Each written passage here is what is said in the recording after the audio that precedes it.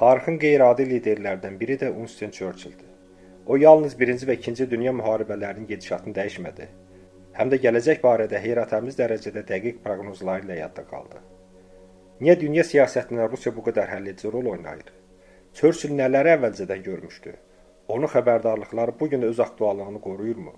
Bugünkü videoda isə sizlərə Churchillin Rusiya haqqında söylədiyi sirli və bir o qədər də düşündürücü fikirlərini təqdim edirik.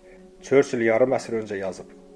Onlar nüvə sənayesinin tullantıları ilə səmərəli sahələri çirkləndirdilər. Ruslarda kiçik əhali sıxlığı var. Ancaq həmin sahələri qəsdən o qədər çirkləndirdilər ki, məcbur qalıb taxılı kənardan almalı oldular. Mən elə bilirdim ki, qocalıqdan öləcəm. Əvvəllər Avropanı çörəklə təmin edən Rusiya, sonradan bizdən taxıl almağa başlayanda anladım ki, gülməkdən öləcəm. Stalin böyük kənd təsərrüfatı ölkələrini ələ keçirdi və onları xammal mənbəyinə və nüvə zibiliyinə çevirdi.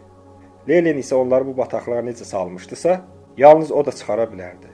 Ancaq ruslar rahatlıqla Lenini göndərdilər. Bir neçə nəsildən sonra onlar degradasiyaya uğrayacaqlar. İnsanlar öləcəklər. Diktatorlar və onların qulları isə bizdən bahalı zinət əşyaları alıb, başqa qonşu ölkələrə satmaqla yaşayacaqlar. Bu Rusiya liderləri üçün ən əlverişli biznesdir. Əgər biz hərbi aqressiyanın qarşısını ala bilsək, onda Böyük Britaniya və digər qərb ölkələri bacardıqca uzun müddət Rusiyanı seri kimi öz maraq dairələrində saxlamağa çalışacaqlar. Bu sərfəli xammal bazası və mənəvi köhnəlmiş məhsullar bazarıdır. Ruslar kibernetika və genetika məhv edirdilər. Bu bizim üçün bir halda yaxşıdır ki, onlara toxum və elektron əşyaları biz satacağıq. Bundan əlavə, nominal haqq ödədikdə isə bu tullantıları da Rusiyaya axıtmaq mümkün olacaq. Sovetin böyüməsinin qarşısını almaq daha bəsdir. Onlar özlərini məhv edirlər. Heç bir aktiv əməliyyatımız olmadan.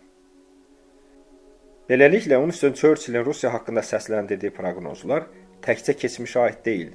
O, bugün də dünya siyasətinin ən həssas nöqtələrinə toxunur. Tarixin dərinliklərindən gələn bu xəbərdarlıqlar bəzən indiki reallıqla tam üst-üstə düşür.